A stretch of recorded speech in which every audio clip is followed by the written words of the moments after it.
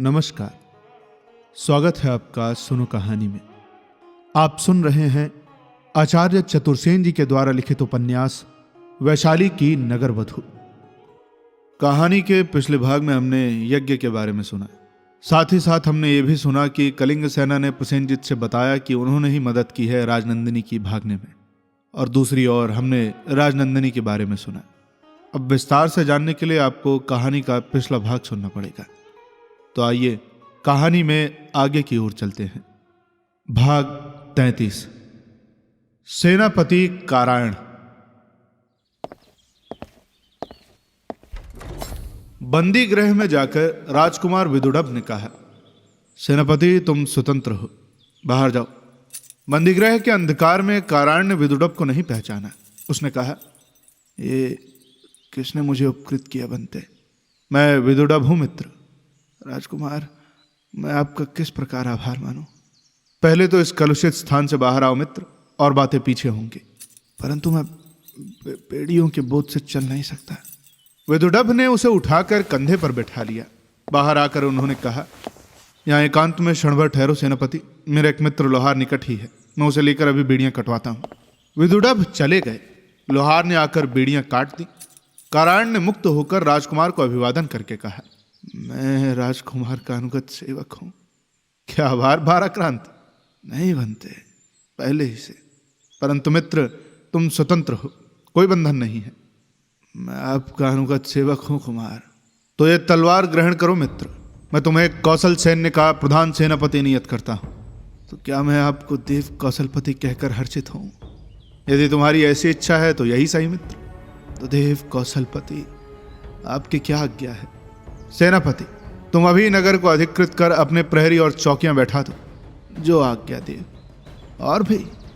हाँ, 200 अश्वारोही लेकर आज सूर्यास्त के समय नगर द्वार पर स्वयं उपस्थित रहो। महाराज प्रसेनजित आज जैतवन में श्रमण गौतम के दर्शन करने को जाएंगे। उन्हें जाने में बाधा देने की कोई आवश्यकता नहीं है, परंतु जब वे लौटें तो दक्षिण द्वार पर उनका अवरोध करो, उन्हें बंदी कर लो और एकाकी पूर्वी सीमांत पर छोड़ा। उनके अंगरक्षक विरोध करें तो उन्हें काट डालो। सहायक सेना निकट ही रखो, परंतु सब काम अत्यंत चुपचाप होना चाहिए। अच्छा, बहुत अच्छा महाराज, ऐसा ही होगा। एक बात और, महिषी मल्लिका भी महाराज के साथ होंगी। उनसे राजमहाल में आने का अनुरोध करना तथा महाराज को सीमांत पर पाथेय देना। ऐसा ही होगा महाराज। और कुछ? हाँ सेनापति, गुप्तचरों से पता लगा है कि बंदुलमल्ल सीमांत से आ रहा है। उसे प्रत्येक मूल्य पर रोको, यदि मारना भी पड़े तो मार डालो। बंधुल मेरा आत्मीय है, परंतु मेरे संपूर्ण उत्पीड़न का मूल है। मैं उसका शिरच्छेद करूंगा। आप निश्चिंत रहे महाराज। तो जाओ सेनापति, बंधुल का आवास तुम्हारे लिए प्रस्तुत है। वहां तुम्हारे परिजन भी पहुंच गए हैं। विश्राम करो, अभी तुम्हारे पास यथेष्ट समय है। सावधान रहो और प्रत्येक प्रगति से मुझे सूचित करो। प्रसेनजित का निष्कासन। जैतवन से महाराज प्रसेनजित ने लौटकर देखा तो नगर द्वार पर भारी अवरोध उपरोध उपस्थित है। सेनापति कारायण नग्न खड़ग लेकर राजा के सम्मुख आए। राजा ने उन्हें देखकर कहा, ये क्या बात है कारायण? मैंने तुम्हें बंदी किया था, किसने तुम्हें मुक्त किया? कौशल के अधिपति ने। कौशल का अधिपति मैं हूं, मैंने तुझे मुक्त नहीं किया। राजा ने क्रोध से लाल लाल आंखें करके कहा, आप जैसा समझे। तेरी यहां उपस्थिति का क्या कारण है? मैं आपको बंदी करने के निमित्त यहां उपस्थित हूं। किसकी आज्ञा से? कौशल के अधिपति महाराज विदुड़ब की आज्ञा से। तेरा इतना साहस? वंचक, कुटिल, मैं भी तेरा शिरच्छेद करूंगा। राजा ने खड़ग कोष से खींच लिया। तो महाराज प्रसेनजित, आप यदि इसी समय मृत्यु को वर्ण किया चाहते हैं तो आपकी इच्छा। आइए इधर। कारायण ने मैदान की ओर खड़ग से संकेत किया। राजा ने क्रोध से कांपते हुए सैनिकों को आज्ञा दी, सैनिकों, इस वंचक को बंदी करो। किंतु सब सैनिक चुपचाप सिर झुकाए खड़े हो गए।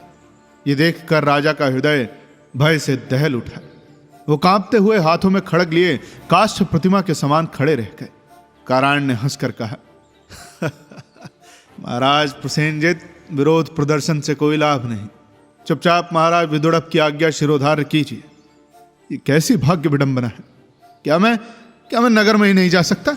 नहीं, तेरे महाराज उस दासी पुत्र की क्या आज्ञा है रे? यही कि यदि आप चुपचाप बंदी होना स्वीकार कर लें तो आपको प्राणदान दे दिया जाए। और यदि मैं ना स्वीकार करूं तो महाराज की आज्ञा है कि आपका वध करके आपके शरीर के 4 टुकड़े करके नगर की चारों दिशाओं में बलि पिंड की भांति फेंक दिया जाए। राजा की आंखों से आंसू ढलकने लगे। उन्होंने हाथ का खड़क पृथ्वी पर फेंक दिया, कंठ की मौक्तिक माला तोड़कर उसके दाने धूल में बिखेर दिए, सिर का उष्णीश टुकड़े टुकड़े करके फेंक दिया। फिर कहा, तो धृष्ट भाकुटिक सेनापति, तो अपने वृद्ध सहाय राजा से जैसा व्यवहार करना चाहता है कर।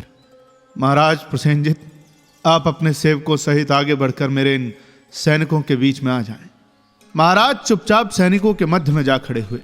देवी मल्लिका भी चुपचाप राजा के साथ जा खड़ी हुई। अनुगमन करती हुई दासियों को निवारण करते हुए उन्होंने कहा, हज्जे, ऐसा ही काल उपस्थित हुआ है, तुम महालय में लौट जाओ और अपने राजा की सेवा करो। मुझे तुम्हारी सेवाओं की आवश्यकता नहीं रही। इतना कहकर उन्होंने अपने सब रत्न भूषण उन्हें बांट दिए। दासियां खड़ी हों रोने लगी। कारायण ने आगे बढ़कर कहा, पट्टराज महिषी के चरणों में महाराज विदुड़ब ने निवेदन किया है कि वे महालय में पधार कर अपने अनुगत पुत्र को आप्यायित करें। पुत्र विदुड़ब ने यह अपने योग्य ही कहा भंते सेनापति, पर मुझे अपना कर्तव्य विदित है। जहां महाराज वहां मैं। पुत्र विदुड़ब से कहना है वो कौशल के यशस्वी आर्य कुल की मर्यादा की रक्षा करें। मैं आशीर्वाद देती हूं वो यशस्वी हों, वर्चस्वी हों, चिरंजीवी हों। राजा ने भी अपने आभरण सेवकों के ऊपर फेंकते हुए कहा, बने तुम्हारा कल्याण हो, तुम राज सेवक हो, तुमने राजा की सेवा जीवन भर की, अब ये प्रसेनजित राजा नहीं रहा तो उसका सेवकों से क्या काम। तुम्हारा कल्याण हो, जाओ और राजा की सेवा करो।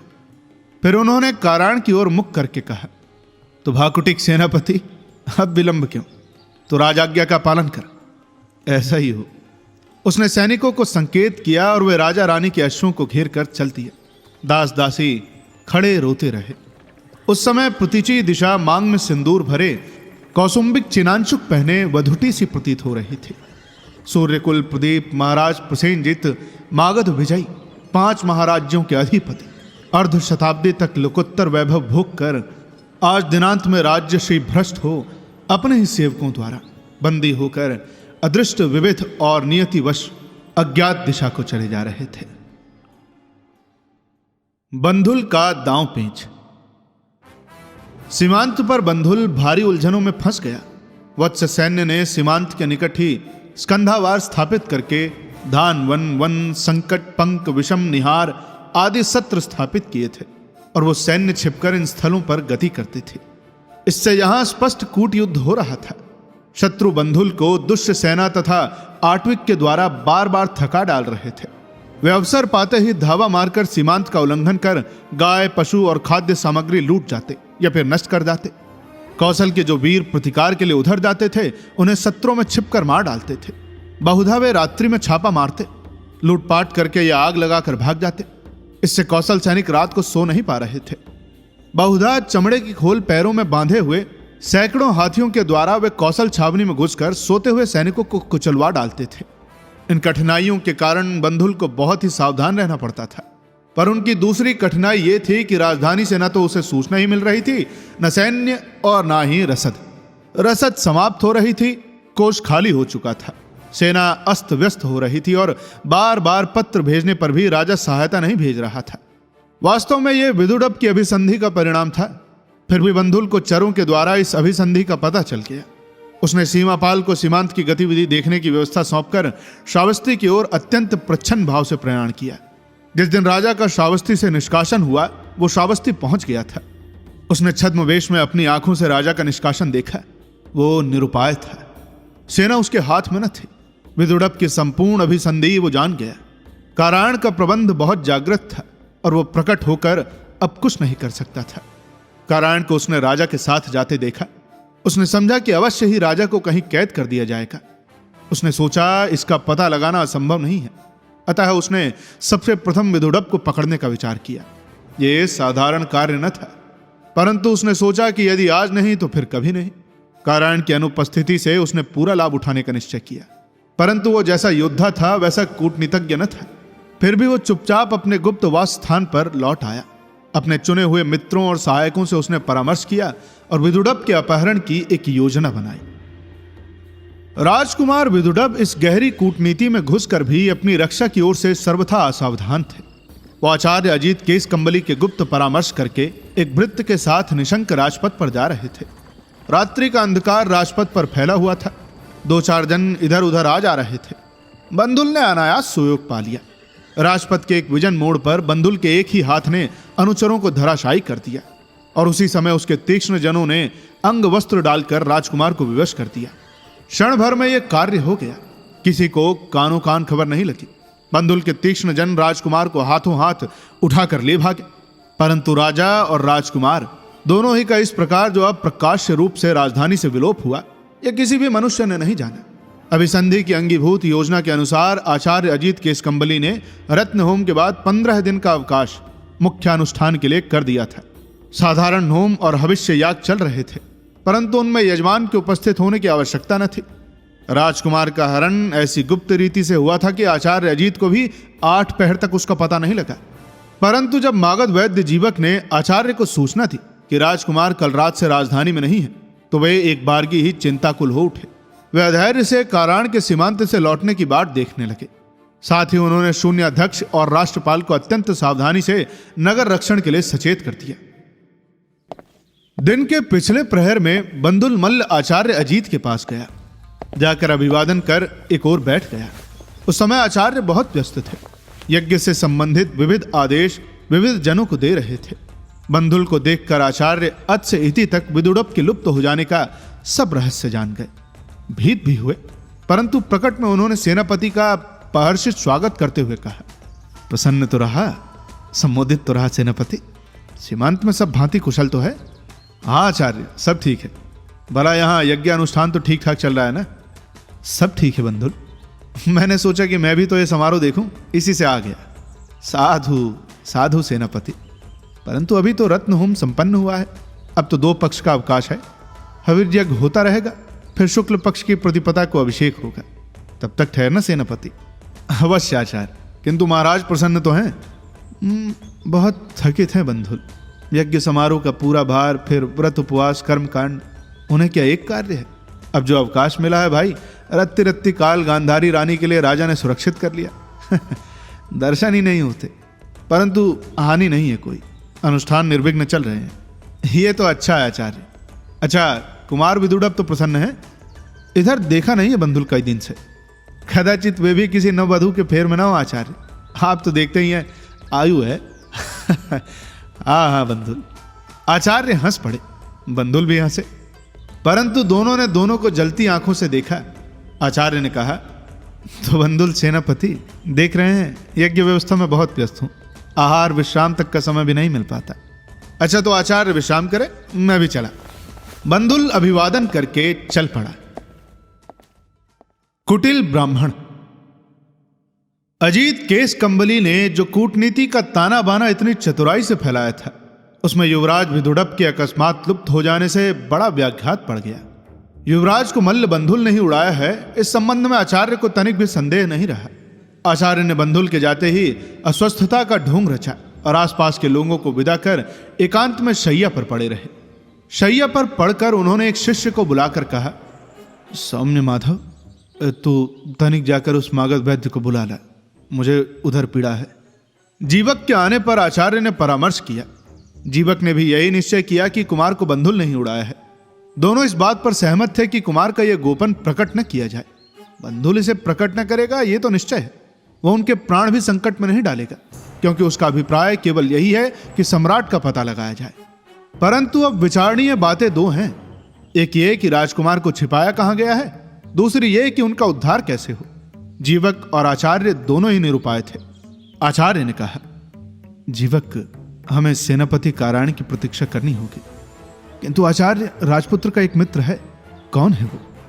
वो एक मागध तरुण है। कहाँ है वो? ढूंढना होगा आचार्य, परंतु वो निश्चय ही श्रावस्ती में है।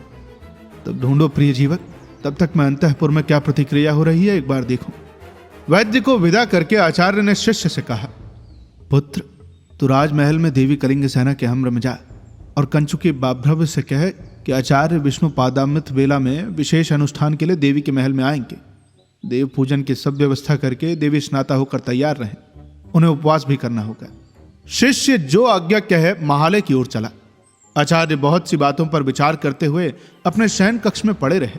इसी समय कारायण ने व्यग्र भाव से आकर कहा, ये क्या सुन रहा हूं मैं आचार्य? सेनापति, धैर्य से पूर्वापर संबंध पर विचार कर कर्तव्य का निर्णय करो, परंतु मेरा कर्तव्य है कि सर्वप्रथम मल्ल बंधुल को बंदी करो। नहीं सेनापति, ऐसा करने से राजपुत्र का पता नहीं लगेगा। तब क्या करना होगा आचार्य?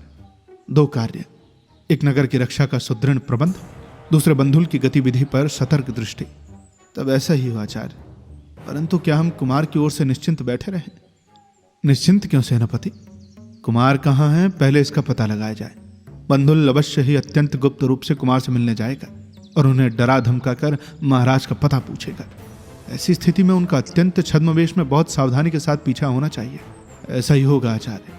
हाँ, एक बात और, वत्स राज्य की सीमा पर जो सेना है उससे किसी भी दशा में बंधुल का संपर्क नहीं रहना चाहिए। इसके लिए पूरा सतर्क रहना होगा। उसका कोई चर सीमांत पर न पहुंचने पाए, उसे तुरंत बंदी कर लिया जाए और बंधुल को भी इसका पता नहीं लगना चाहिए। समझ गया आचार्य, मैं ऐसी ही व्यवस्था करूंगा। तो सेनापति, तुम समुचित व्यवस्था करो। एक बात और है। वो क्या आचार्य? कुमार का मित्र एक मागध तरुण श्रावस्ती में है, उसे ढूंढने में वैद्य जीवक को सहायता देनी होगी। अच्छा आचार्य। सेनापति अभिवादन कर वहां से चल दिया। दुखद अंत। बंदी राज दंपत्ति को लेकर सेनापति कारायण चलते ही गए। चलते ही चलते रात्रि का अंत हो गया। प्राचीन में उज्जवल आलोक की एक किरण फूटी। इसी समय कौशल की सीमा आ गई। सीमांत पर कारायण रुक गया। उसने अपने सैनिकों को एक और हटकर खड़े होने का आदेश दिया। फिर राज दंपत्ति के निकट जाकर कहा, अब आप मुक्त हैं महाराज प्रसेनजित। मैं राज आज्ञा का पालन कर चुका। अब आप स्वेच्छा से जहां जाना चाहें जा सकते हैं। यह आपका पाथेय है। उसने स्वर्ण से भारी एक छोटी सी थैली राजा के हाथ में थमा दी और बिना एक क्षण ठहरे और उत्तर की प्रतीक्षा किए वो वहां से तुरंत लौट चला। उस टूटती रात में एकांत शांत निर्जन वन में दोनों वृद्ध राज दंपत्ति सर्वथा निरीह एकाकी खड़े रह गए। स्वर्ण दम्म से भरी सेनापति के द्वारा दी गई छोटी सी थैली न जाने कब उनके हाथ से खिसक कर भूमि पर जा गिरी। बहुत देर बाद राजा ने महिषी से कहा, अब मल्लिका, महाराज जिसका काल जाने। यहां काल का अर्थ है समय। तुम मगध चलो प्रिय। पराजित श्रेणिक बिंबिसार से पराभव पाने में क्या लाभ है महाराज? श्रेणिक बिंबिसार मगधपति है। वो पूर्वी भारत का शीर्ष स्थानीय नरपति है। वो कर्तव्य को समझता है। इसका ईर्ष्या द्वेष जो कुछ भी हो कौशल के अधिपति के प्रति हो सकता है, प्रसेन के प्रति नहीं है। प्रसेन अब एक निरीह पुरुष है। वो साधारण नागरिक तक नहीं है। वो राज्य भ्रष्ट, श्री भ्रष्ट, अधिकार भ्रष्ट, मित्र बंधु सेवक और संपत्ति से रहित आगत शरणागत जन है। श्रेणिक बिंबिसार उसका स्वागत करेगा, उसे आश्रय देगा। फिर मैंने उसे कन्या दी थी। वो मेरा संबंधी जामाता है। वो उसकी मर्यादा का भी पालन करेगा। तो देव, जैसी आपकी इच्छा, मगध ही चलिए। परंतु आपने तो पाथेय भी ग्रहण नहीं किया और सब आभरण हमने भृत्यों को दे दिए। मार्ग में पाथेय का क्या होगा? अब क्या मैं सेवक का दान ग्रहण करूंगा? तो महाराज, मार्ग में हम खाएंगे क्या? क्यों, क्या भिक्षा नहीं मिलेगी? हंत, देव के भिक्षा ग्रहण करेंगे? महाराज ने एकाएक कुछ स्मरण करके हंसते हुए कहा, ओह देवी, पाथेय की व्यवस्था हो गई। इस प्रकार महाराज, मेरे दांतों में हिरक कील है, उखाड़ लेने पर यथेष्ट होगा।